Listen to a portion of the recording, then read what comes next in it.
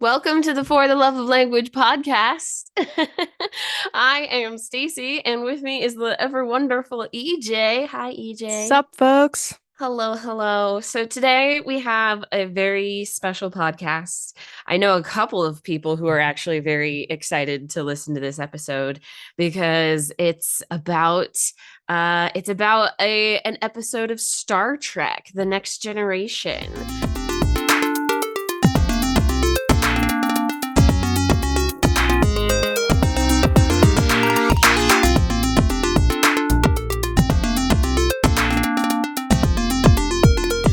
EJ, before we had seen this episode, had you seen Star Trek before? I've never watched a whole season of Star Trek, but I've seen lots of episodes in isolation. So I'm definitely not a Trekkie, but Yeah. I do appreciate Star Trek very much. Yes, yes. So, this episode of Star Trek: The Next Generation, to give a little bit of context for people who are not familiar with Star Trek, Star Trek is this sci-fi series. There was the original series with Captain Kirk. Most people are familiar with that one.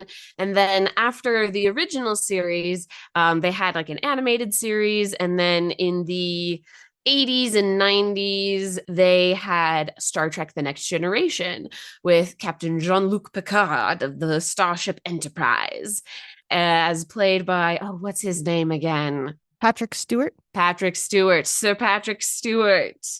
He's absolutely amazing. And in season five, I believe it's season five, they have an episode called Darmok. Yes. And EJ and I watched that. Yes, we had a movie party at my house last We night, did. literally to watch this episode so that we could Yep. talk about it on our podcast. Yep. So, Darmok is in Star Trek: The Next Generation, season 5, episode 2. It was Hmm. aired in 1991. Yep. So, I was not born yet. right? A little while ago. And when Hmm. you're watching it, there's parts of it that it's like, this feels a little bit slow. Like, I think in the 2020s, if they were to make this, they would probably speed it up a little bit. Yeah. But I actually like that. It's a, yeah, pacing, TV pacing honestly, before 9/11 is like hugely different. You can just tell right when everything started to shift with like the 2000s coming around and the huge tech boom and everything. But yeah, television back in the day was a lot slower. So it is like a 45-minute episode. And to be honest, even now most Star Trek episodes are about that long, but it has a very good pacing. Yes. Let's go ahead and maybe I'll give a short synopsis of the episode before Please, we actually yes. dive into it. Yes, I was gonna ask if you wanted to do that. So the premise of this episode is that the Starship Enterprise with Captain Picard and all of his people comes across a Tamarian ship, and Tamarian people have only come in contact like 7 times in the last century or something, and they've deemed that it's impossible to communicate with them. Their universal Hmm. translator doesn't work, like they just don't know what they're coming into and they don't know what to expect. So they come across this ship and they try to speak with them, and it just isn't making any sense. Now, it's interesting because everyone is fundamentally speaking English in these things. Yes. Yeah, to be clear, the universal translator does work, but there's another level of like Dr. Crusher and Data, two of the other like characters explain it perfectly. It's like knowing the syntax of and knowing the grammar of the language, but not knowing any of the vocabulary. Exactly. So the Tamarians are saying things like Darmok and Jalad et Tanagra. Darmok and Jalad et Tanagra. And like Hmm. it's like they're frustrated that the other people on the Enterprise don't understand what they're saying, but they're saying all of these phrases that Captain Picard and his crew just do not understand the context for at all, and so they have no idea what's being said. So the Tamarians beam Captain Picard and their own captain onto this planet, and then they set up some kind of particle field so that the Enterprise can't beam their captain back. They prevent a shuttle from going to bring Captain Picard back. So basically, the Tamarians have forced the two captains to be isolated Hmm. on this planet. No communications either. Yeah. Right. Like the ships have sensors where they can tell like if their people are alive or not, but they can't Yes. communicate with them. And basically they're forcing the captains to be alone on the planet in the hopes of them establishing a way to communicate with each other through that struggle there. So the people in the Enterprise are freaking out. Because they don't know, they don't understand that that's what they're trying to do, because it hasn't been communicated. So Commander Riker, the first officer, is trying to come up with all these different ways of like, how can we establish communication here? Let's get some people on that. How can we get like the captain back over here? So poor Commander Riker is just running around with like a chicken with his head cut off, trying to figure out what is going on and how to save the captain. Right. And others on the ship are trying to figure out, like, from recordings of the conversations that they've tried to have with the Tamarians, what is going on? How does this language actually work? And they figure out that it's about imagery, that it's about using historical stories and whatnot to communicate, but they don't have that context to actually understand it. So, Yes. Captain Picard on the planet with the Tamarian captain, they end up sharing fire and fighting together against this beast that appears. The Tamarian captain ends up wounded and ends up dying there, and the Enterprise ends up shooting the other ship to try and stop this particle field to ultimately be able to beam their captain back just in time to prevent this all-out war between them and for Mm-hmm. Captain Picard to use what he learned on that planet to effectively communicate with the Tamarians with this new figurative language that he's learned. Yes. Yeah. So it does have a happy ending, more or less. Other than I the mean, Tamarian captain dying, it's also yeah. interesting because if you think about the villain in this story, the beast that shows up on the planet and that kills the Tamarian captain is not actually the villain. It's never No, actually defeated or conquered. The no. villain in this episode is the inability to communicate. Yes. Yeah. Yeah. And I mean, I could go on and on and on about all the things that I love about Star Trek because I personally am a Trekkie. I grew up on TNG and I love Voyager and all that stuff. But it's true, like the villain, the antagonist of it all is just trying to figure out how to understand this other group of people. Like that's the main conflict, is we have to establish some sort of communication, because neither party wants conflict. They don't want to have like, a big old space battle. They want to establish peaceful relations, and both parties are willing to do whatever it takes to make sure that happens. Well, I would say the Tamarians are willing to do whatever it takes. The Enterprise just doesn't know what's going on for a lot of it. But here's the thing, like Captain Picard is willing to do whatever it takes. That's true. At the beginning of the episode, they're like, we don't know how to communicate with these people. And I think it was Captain Picard that said something along the lines of, you know what, we can figure out communication. We just need some patience and imagination. Yes, exactly. And it's Commander Riker, and this has to do with, their character dynamics and how they approach like leadership and everything. But like when Captain Picard is basically like just kidnapped and put on this planet, priorities changed, because like that is typically seen as like a sign of aggression, and they don't know what's happening. And so because the Enterprise just doesn't have context for this like why this is happening, they're like confused and frustrated and are kind of like acting out a little bit. But it is all for like self-preservation, and Commander Riker, for all intents and purposes, is resolute on like, I do want to try and handle this peacefully, but we might not have a choice, especially Mhm. because their sensors do detect that there's an alien presence there that is like causing harm, that is a danger to their captain. So it becomes a like, we would love to handle this peacefully. We don't want people to die. Well, and initially the people on the Enterprise aren't sure, like, is their captain being beamed there as a champion to fight the other Mm-hmm. captain? Like, what's going on? Then, over time as they see the sensors and like the captain's not been harmed, I think it becomes more clear that that's not the case. Yeah. But there's definitely a lot of just fear and uncertainty because they can't understand what's happening. But Yeah. the Tamarian captain specifically, like, deliberately makes that choice to beam himself alone, no lifeline, onto this planet and ultimately ends up giving up his life for the sake of establishing communication between cultures, which is really interesting as far as demonstrating the value to them of that communication, of wanting to establish those longer term relationships, even at the cost of his own life. Yeah, and now that you've brought that up, I want to talk a little bit about the Tamarian language and what it kind of entails, because I think that that sacrifice makes a little bit more sense when you kind of understand how they think and how they process things.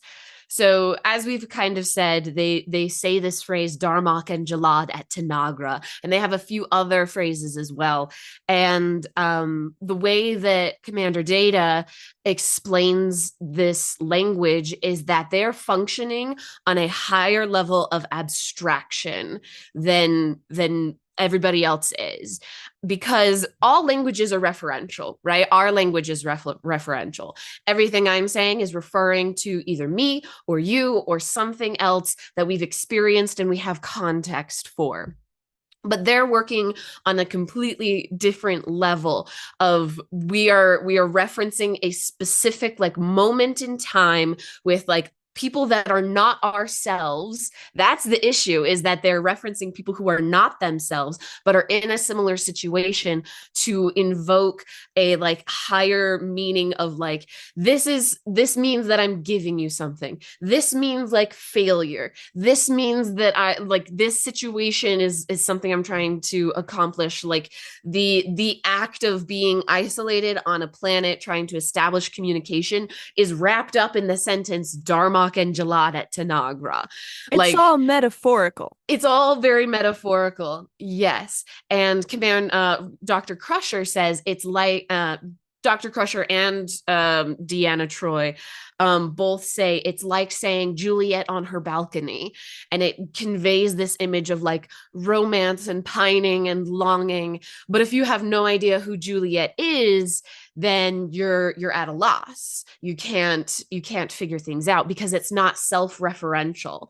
And in that same vein, like when you realize that their language and their perception is completely devoid of the self, it's not that they don't have an identity of themselves, it's just that their communication relies on larger storytelling than self-reference, referencing something in the past rather than something in the moment. Then you kind of understand like why the Tamarian captain is okay with giving his life in this instance, because it's not about him. At the end of the episode, Captain Picard finds the other captain's logs and sends it over back to his crew. And the member of the crew, the Tamarian first officer, says Picard and, oh, it starts with a day. Dathan? Dathan, Picard and Dathan at Eladrel. And there's new context, there's new story, there's this, it's the first time we're hearing the name of this captain, because it's another reference to something now there's context for, okay, there, it's not just Darmok and Jalad at Tanagra, these people on the ocean who figure something out, who have success. It's these spacefaring people who haven't been able to communicate but figure it out, and Dathan has to kind of die in the process. process. So there's new context that's being added. And that's when you get reference to the captain himself, is only after this event has happened. Wow, I hadn't considered it that way as far Yeah. as like removing that self-centered kind of independent aspect. Because obviously they do have names, like they do Yeah. try and introduce themselves, but it's just it ends up being very different. So I like that interpretation. I want to think about it more. Yeah, and I will say that interpretation is coming from somebody who has seen this before. Like I'm familiar, like this is not my first time watching Darmok, and it's something, it's literally like one sentence that Data says as they're talking about and discussing the structure of this language. Data just briefly mentions that it's not self-referential, but that Mm. it's referential to something else. And so my brain, I'm like, well, we all know it's referential, but like the cool thing is that it isn't self-referential. It's like Mm. historically referential.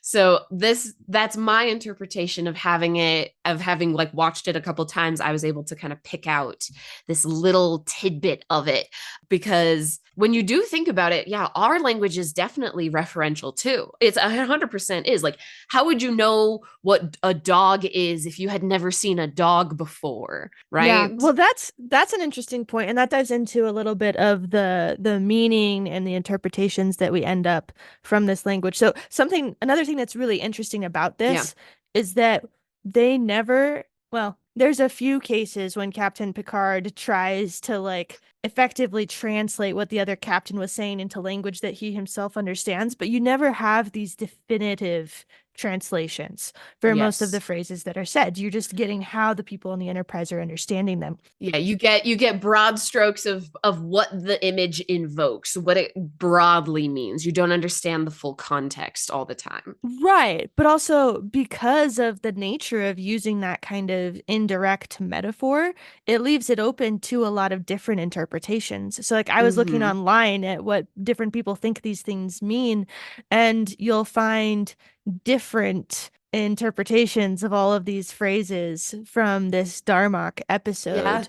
So, for example, Mirab with sails unfurled on StarTrek.com. There's an article about this, and it just says this means travel or departure. Like gathering, that one is relatively self-explanatory. Sails unfurled, like you're trying to catch the wind on your boat, you're trying to go. I Mm-hmm. just kind of, while we were watching the episode, just interpreted it as let's go, right? Yeah. But you have different ways you could take it. Or another Yeah. interesting one that came up over and over again was the River Temark in winter. And the Tamarian captain was telling this to his first officer as like, stop effectively, Mm-hmm. right? So you Yeah. can imagine a frozen river. I see an explanation here that's just like, be quiet. I didn't interpret that as be quiet. I Yeah. interpreted it as stop. And Captain Picard uses it later as like, stop this attack, right? So Yes. there's multiple and possible meanings and interpretations that could be applied to any of these phrases with how open the episode leaves it. Yeah, yeah. And that's the beauty of abstraction. To kind of discuss abstraction a little bit more, I want to talk about abstraction in terms of art. So many people who think of like abstract art think of like Picasso, right? And these like very odd, vague ideas of like a person, as opposed to realism that is like highly detailed and very specific. And anybody who knows the history of Pablo Picasso knows that he was a very prolific realistic artist at first, but then like discovered and kind of like explored this idea of what if we create more just general shapes and opened the interpretation a little bit more. How does that kind of like affect people and affect the art? And it allows for, at least in the artistic space, it allows for an evocation of emotion a little bit more than like realism does. And I mean, they both have their pros and cons, but like abstraction as a concept, as a like a as an artistic modality, serves to kind of focus more on the feeling of what is happening rather than like the details of it. And like you were saying, there, because it focuses more on like the feeling, the image of like what is it like to see a river in winter, of like this frozen, this frozen imagery, like that can have multiple meanings depending on how you approach it. And there's kind of a beauty in that. And I think Captain Picard at the end of this episode sees and understands that as well, of like this like highly abstracted language does have its own, like it definitely has its own problems. Every language is going to have its own issues, and not being able to understand the context is part of it, especially since it's like proper nouns. Like if you don't know who the proper noun is, like you're kind of stuck. But there is like a beauty in that it evokes an emotion rather than like gives you like a hard details about everything. And it is just a lot more evocative and emotional. Right.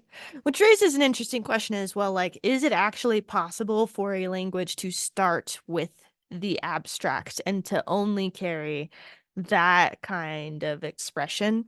And I would probably say no, because, like, at a deeper level, you need to be able to explain to a child how the story actually happened before you use it as an abstraction, as a metaphor. And only using these abstractions and short explanations of these stories would make it very hard to tell the story in the first place in order to establish that shared understanding and be able to use them.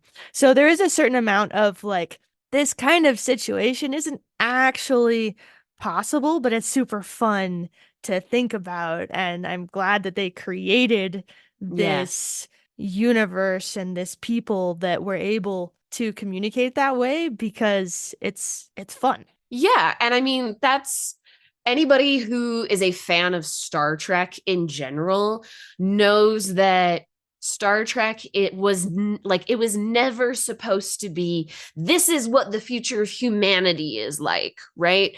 It's never, Star Trek has never proclaimed to be that. It has always been a, this is a possible future. This is a possibility. What happens if if this scenario were to occur? How would humans respond to it? And more often than not, Star Trek is used as like a form of self-reflection of, oh, if this were possible, what does that mean for us? How would we react? How would we feel about this situation in this scenario? And I feel like this is like Darmok in particular is one of those scenarios, like you were saying, like having this extreme level of abstraction might not be possible, and we definitely wouldn't see it here on Earth. Who's to say that it's completely impossible? But in the exploration of this highly abstract language, we're able to think about how abstract our own language is, right? Right. And Captain Picard does that at the very Yeah, end. He has a book out from, his own mythology, his own culture, and is yeah. asked about it. And he says, like, well, maybe if we better understand our own mythology, we'll be able to better reach out and understand other people's as well. So there's Mm-hmm. there's a level then of self-reflection at the end of like, are we really using our own history and culture and the possible abstractions and metaphors that we could in our own lives? Yeah, exactly. And a really beautiful moment. Both of the captains on El Adrel share this beautiful moment where they share stories with each other. And Captain Picard learns about Darmok and Jalad at Tanagra by the captain sharing the information of Darmok was on the ocean, Jalad was on the ocean, and then Darmok and Jalad are both at Tanagra, and there's a beast at Tanagra, and Darmok and Jalad are on the ocean together afterwards. Of they were able to like have this scenario and tell this story, and And Captain Picard, right before the other captain dies, shares the story of Gilgamesh. And I forget the other name of Gilgamesh's partner, companion, and how Gilgamesh had this companion and how they like had this like beautiful story together and this beautiful relationship together. And that was like sharing this like story with the captain before he died, like made him feel a little bit more at ease with his own passing. And you can kind of tell that in his characterization, in that he was able to get Captain Picard to understand enough that he could share and connect as well.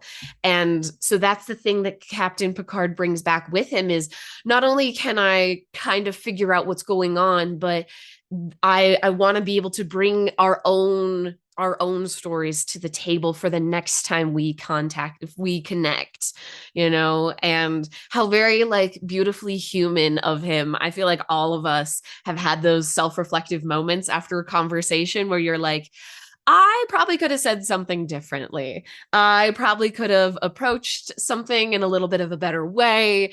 And the next time around, I would like to have a little bit more information or nuance or understanding about this person, and kind of like bring my own experiences to the table in a slightly different way. And yeah, just how beautiful it is that Star Trek is able to kind of like show us a reflection of ourselves in like a completely new, interesting, fun, fantastical context. Right. And ultimately, like at the end of this episode, the ships, leave each other, go their separate ways, like what was truly accomplished. And it was just that first contact. It's like Yep. finding the Rosetta Stone and finally being able to understand the first bits of a language. You still haven't deciphered everything. You Yeah. still haven't been able to fully communicate. Like all that Yeah. Captain Picard communicated with them was what happened on the planet. They didn't Yeah. establish some future peace treaty or anything like that, Nope. but it was just enough of a first step to say, like, hey, we can communicate now. Like, Yes. we've made this first step. Yes, exactly. And to not to spoil the entire series, but they don't really come back to this. At least not in this season or anything. And that often happens in a Star Trek episode. It is very episodic in that this story exists in this 45-minute time period for this moment, and we might reference it later, but like it's kind of just this like one-off. And I think just having like ending on that note is a beautiful note to end on. It's a very hopeful note, I think, of like, Yeah. it is possible, we can do it. Well, and it is really beautiful how they designed it so that you have these specific recurring phrases, and Mm-hmm. Captain Picard at the end has exactly what he needs so that, Yes. in the beginning they're like, Darmok and Jalad at Tanagra, like what? Yeah. But then suddenly at the end, he's able to put it all together and really with emotion say, Darmok and Jalad at Tanagra, like, and be able to put the meaning and the emotion in it as well. Mm-hmm. And you can see Yeah. this really clear difference where he was really, frustrated and things were really slow and repetitive. But suddenly, once it clicks, he's able to put those pieces together. And the change suddenly of the first officer on the Tamarian ship registering that and then being able to express like they finally understand with the Yeah. Sakat, his eyes open. Like Yes. it's it's a really beautifully executed transformation. Yeah. Yeah. It's a wonderful episode. It's a fantastic episode. I have people asking me about it like all the time, and there's so much to say. And like I said, this is not my first viewing, and I've learned and unpacked more in this viewing than I had in the past. And I'm glad that we rewatched it. I think it's because you had my 3-year-old's commentary this time. He did have some great commentary about dinosaurs and sharks while Well, we and he were was like, watching. they're sad. They're sad. Yeah, they are sad. Oh no, the dinosaur chomped him. Oh no. It was pretty great. It was Yeah. fun. It was a beautiful time. It was a good time. But yes, I encourage all of our listeners, if you haven't seen this episode and you are like a fan of language and just exploring a possibility, Star Trek does an amazing job of just exploring possibilities. And I mean, they're not perfect and they're all within the confines of our own like human imagination and humanization of like the future and all of this stuff, but it like I said, it is a great tool for self-reflection and for just getting the imagination working a little bit and thinking about the possibilities of what our language and what our people, what our humanity is capable of. Absolutely. Well, I think that was some good commentary on this Star Trek episode. Hopefully, you all enjoyed it. And with that, Mirab with sails unfurled. Temba, his arms open. Thank you for being here, everybody. Don't forget to check us out on Instagram, and we'll see you on the next one. Bye.